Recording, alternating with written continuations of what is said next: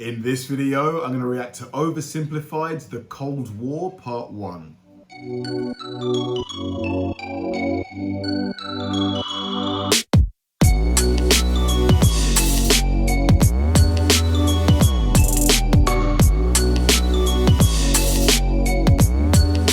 welcome to another episode of Kabir Considers. This is the place where I react to music, media, sports, anime, anything related to popular culture. I'll watch it with an open mind and give you my 100% honest reaction to it. And if you could please hit that like button early, I'd really appreciate it. Now, this video has been coming for such a long time. The Cold War is something that's often referred to in, history documentaries. Even like, I remember being a kid and hearing my dad and my uncles talking about stuff like that. It's something that's really kind of, it must have been a really monumental event. And because here in the UK, when you get to year 9, you get to choose which subjects you want to study from year 9 to the end of your secondary education. And I didn't pick history, so I didn't get taught anything about the Cold War. So I know very little about it, but if I had to guess, and just based on this thumbnail of Oversimplified, it involved the UK, the US, and Russia. I believe those were the three main, or the USSR as it was known back then. Other than that, I know very little about it. So yeah, this video is going to do a great job. I love Oversimplified's way and take of, breaking down history. He does a really great job. So yeah, enough mincing of words from me. Let's go. This is going to be me reacting to Oversimplified's The Cold War Part 1.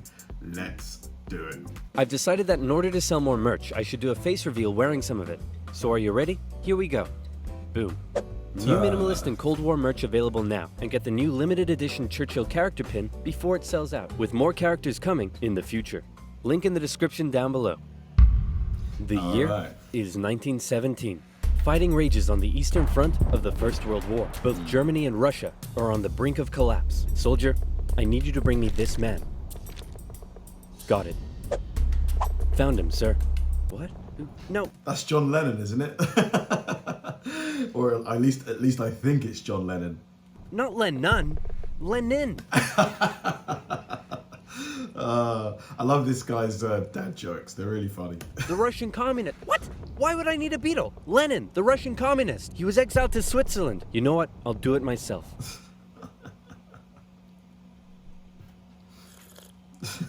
Capitalism. Who wants to start a revolution?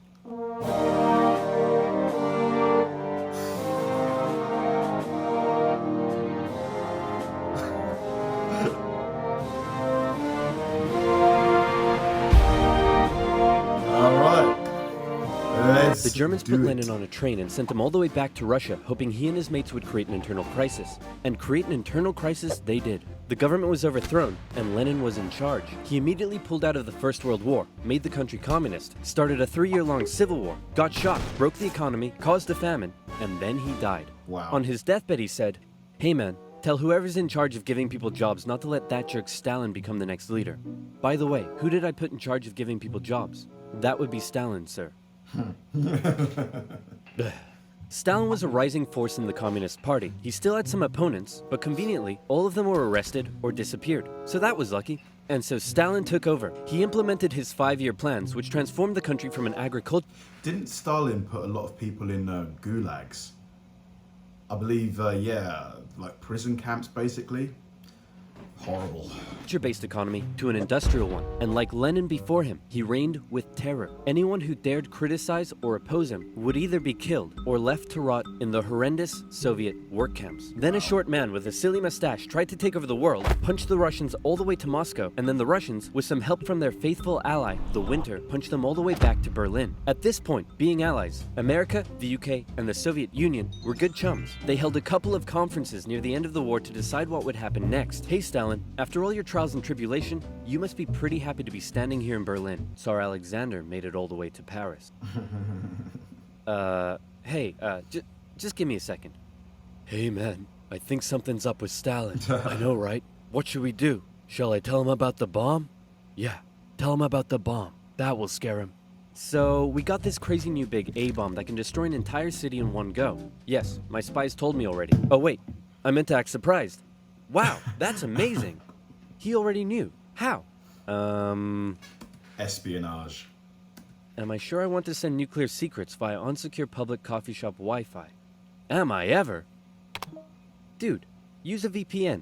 And speaking of VPNs, if, like me, you take internet safety seriously, then you need NordVPN. NordVPN hides your online activities from outside intruders. Description box down below. Now where were we? Oh yeah. Does the A stand for atomic or ass? Then America dropped their big A-bomb on Japan, and World War II officially came to an end. Hooray, we won! Okay, so now it's time to establish the New World Order. Stalin, you're in charge of Eastern Europe. Now, we want you to let them all hold elections. Oh yes, of course, elections. And these elections will be free and fair, right? Oh yes, certainly, free and fair. Definitely free and fair. Communist, communist, communist, communist, communist, communist. If that's not free and fair, Mate.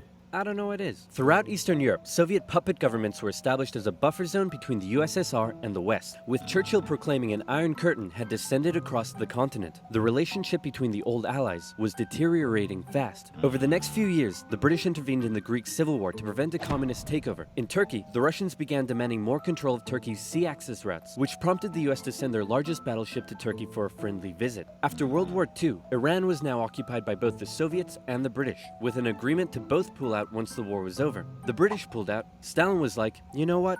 I think I might stick around. All in favor of kicking Russia out of Iran? You want to know something? You guys suck. Pressure from the UN forced the Soviets to leave, and with the establishment of NATO, the Soviets had no doubt that the West was out to encircle and... I wonder what were Stalin's motivations? Was it purely just world domination? I mean, like, why must you have everything? I know that maybe I'm talking in too simplistic of terms, but why was his quest for more and more and more? Why was it so strong? Like, why couldn't you just? I don't know.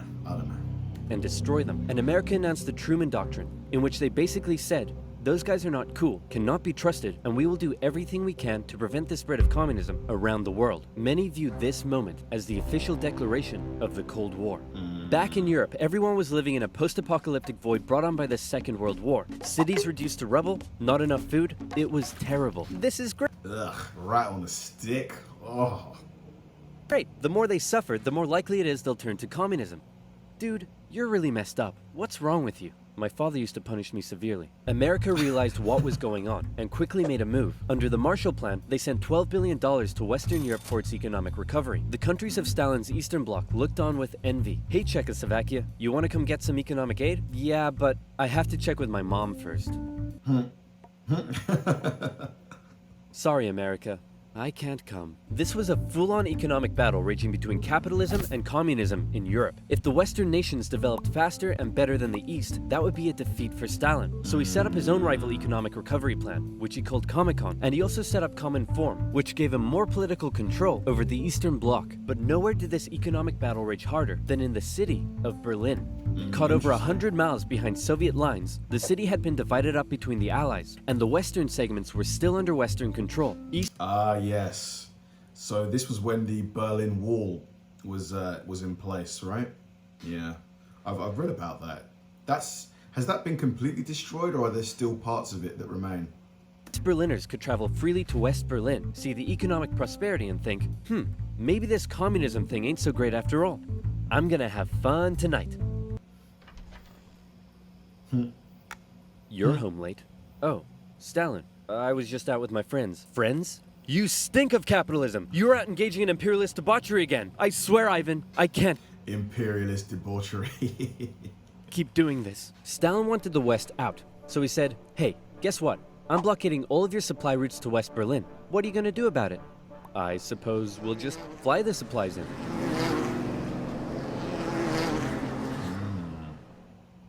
All right, Truman, you win this round. The Berlin airlift was an incredible undertaking and amazing. Holy shit. 227,000 flights.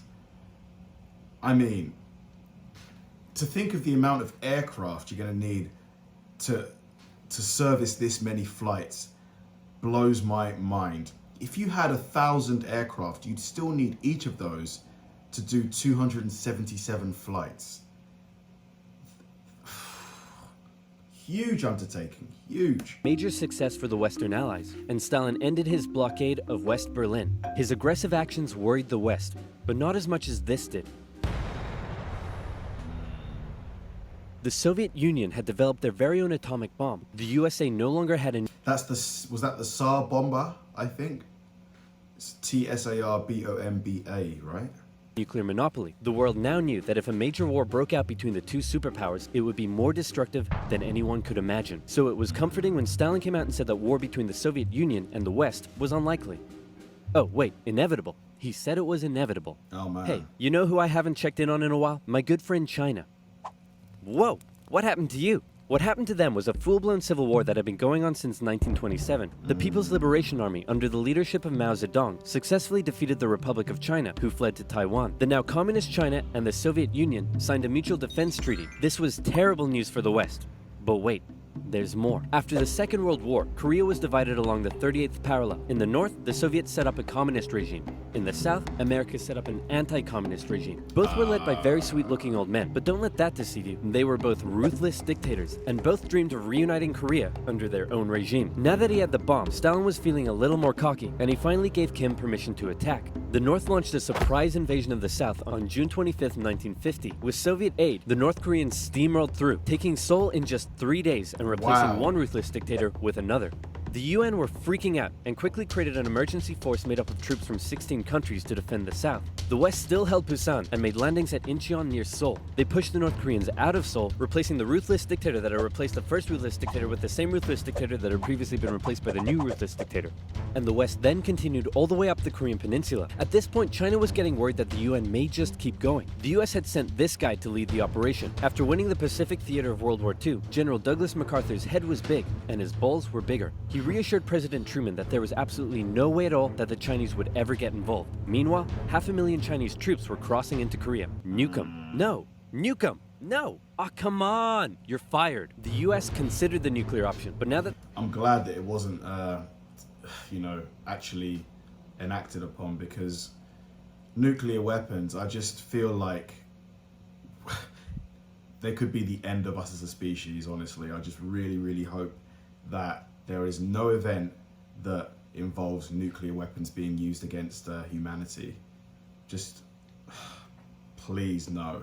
The Soviets also had the bomb, they didn't want to risk all-out global destruction. The communists pushed the West right back almost to the exact same spot they had all started from, and they ended up in a stalemate, where they remained until both sides finally agreed to work towards a peace settlement in 2018. Back in America, Americans decided they wanted a new president who would be tough on communism, so they elected famed World War II General Eisenhower, who was really hard to draw. It's 1953. Hey Stalin, how you doing? Oh, he's dead. He had a cerebral hemorrhage and his reign of terror kinda came back to bite him in the ass, because he had imprisoned all of his best doctors, and those that were left were too terrified to treat him. The new leader, Nikita Khrushchev, called a meeting and said, "Hey guys, you know how Stalin was imprisoning and murdering us all for doing basically nothing? Yeah, he was kind of a jerk. I'm really not sure how this is news to you." Khrushchev went on a campaign of de-Stalinization. Statues of Stalin were taken down, Stalingrad was renamed, and Khrushchev announced that he wanted the Soviet people to be happy and would allow greater freedom in the Soviet Union. So how did that work out? Well, an uprising in East Germany was brutally suppressed, a revolution in Hungary was brutally suppressed, and demonstrations in Poland were brutally suppressed, although he did finally allow some mild reforms. Back in the Soviet Union, he permitted more cultural expression, but then began banning stuff based on... This is the thing, what do they say? Absolute power corrupts absolutely. His own personal taste. Modern art looks like a child urinated on a canvas. Banned. Jazz music sounds like the feeling of needing to fart. Banned. Your poetry is really depressing. How could anyone in the Soviet Union be depressed? You're banned. Khrushchev wanted the Soviet people to be happy, but not like that, or that, or that. Young people began enjoying abhorrent Western pop culture. Son, remove that disgusting imperialist apparel at once. Shut up, Dad. I love the West. Oh, I love the corny jokes. You can't tell me what to do. Well, would you look at that? Turns out he can tell me what to do. The West had initially liked the cut of Khrushchev's jib, but world events soon soured relations even more. The two sides were spying on each other a whole lot throughout the Cold War. The KGB had spies and informants in nearly every aspect of Western life and government, so much so that whenever the US tried to send spies into the Soviet Union, the KGB were usually ready to arrest them on the spot. Members of the Manhattan Project aided the Soviet Union in acquiring the bomb. Some American officials believed they were on the wrong side. I'll sell you 3 secrets for $5 million. Okay. Go ahead. The Allies are digging a tunnel under East Berlin to tap your communications. There's an American agent living at this address in Moscow, and sometimes, when I'm home alone, I like to put on my wife's dresses, sit in the corner, and cry for hours. Very interesting. In America, fear took hold during the Red Scare and the McCarthy trials. American values imploded as fear of communism collided with freedom of thought and expression, and communist kind of became a buzzword thrown around to describe anything people didn't like. Hollywood? Communist. Your next door neighbor's dog? Communist. When the grocery store cashier asks if you need a bag when you clearly can't carry 10 tubs of baconaise in your hands? Communist. But one area in particular where the US had an edge over the Soviet Union was in its espionage technology. In particular, U-2 spy planes flew across Russia carrying out surveillance from the skies. There was a nasty incident in 1960 though, when one was shot down and Khrushchev was furious. Who the hell is this? He's a high-altitude weather enthusiast who flew off course. Okay, that sounds plausible. Wait a minute! Why does he have a gun and a poison needle? Because he's a very naughty high-altitude weather enthusiast. But much to America's concern, the Soviet Union appeared to be ahead in the space race. Everyone freaked out when Russia launched the world's first satellite, and then they actually sent a man into space. Even worse, there also appeared to be a missile gap in the Soviets' favor, and Khrushchev was so confident that he even allowed the US to set up a technology exhibit in Moscow, attended by a certain Vice President Richard Nixon. Check this out. We have color TV. Yes, but we've been to space and can obliterate you with our massive nuclear arsenal. Check out this vegetable peeler. Tensions increased further when both sides upgraded their atomic bombs to hydrogen bombs. And after West Germany was allowed to join NATO in 1955, Khrushchev set up the Defensive Warsaw Pact, strengthening the military ties between the Soviet Union and its satellite states. In 1960, Americans decided they wanted a new president who would be tough on communism, so they elected John F. Kennedy. The Soviet Union was advancing its technology, but it was also bleeding its coffers dry, and all of the money was going towards the military, not the people. Life under communism was still as hard as ever. Yeah, I can't imagine how difficult things must have been for people living under that regime, you know, just having very little freedom of choice and movement, and yeah, it must have just been really hard living. And Berlin remained a thorn in the Soviet side. The contrast between the economically prosperous West and the struggling East was clearer day by day, and East Berliners were still able to freely travel to the West. Now, many of them were deciding to stay there. Millions defected to West Germany via West Berlin, causing Eastern factories to lose workers and taking a heavy toll on the economy. Soviet leaders decided this couldn't continue any longer. First, Khrushchev tried this: leave West Berlin, or else. Or else what? Or else I'll be really mad at you. Yeah, no, we're gonna stay. Listen, man, West Berlin is ours, East Berlin is yours. That's just how it is. Kennedy felt pretty good about his show of American resolve. But wait a second, did you catch that? Let's replay it. East Berlin is yours. Uh-oh, Kennedy just told Khrushchev that the USA wouldn't interfere in what the Soviets did with their section of Berlin. So Khrushchev came up with a new idea. We're gonna build a wall, and it's gonna be a big, beautiful wall, and it's gonna keep out all the Mexicans. No, sir, that's wrong. It's gonna keep in these Berliners. Oh, sorry. It's gonna keep in all the Mexicans.